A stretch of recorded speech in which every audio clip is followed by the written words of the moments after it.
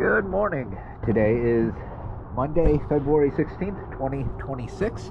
I am here at Sunken Creek Pier 3, and this is a whole clean video for Paloma. Right here, we did pull some tackle, it looks like, from your prop. So we're gonna keep it right there, just so it doesn't get attached to your boat or another boat. So let's go ahead and check out the hull cleaning.